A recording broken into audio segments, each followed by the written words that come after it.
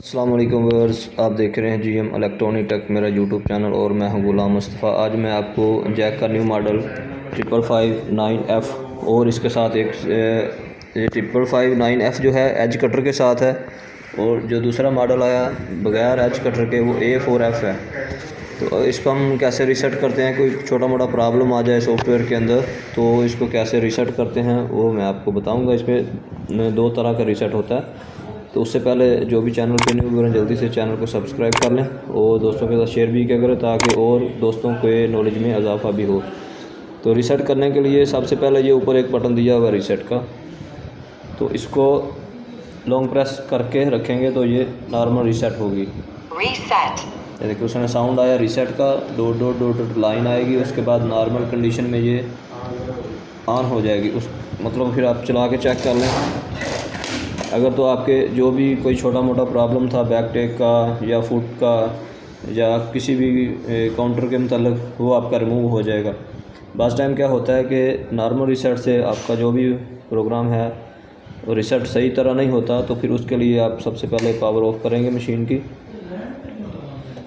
Of करेंगे, P वाला button press करके रखेंगे। मेन इसके जो पैरामीटर है टेक्निकल पैरामीटर ओपन होंगे, प्रोग्राम मोड 100 आएगा। तो इसके बाद हमने इसके पैरामीटर नंबर 165 पे जाना है, 165 पे आगे इसका मशीन का मॉडल आ गया।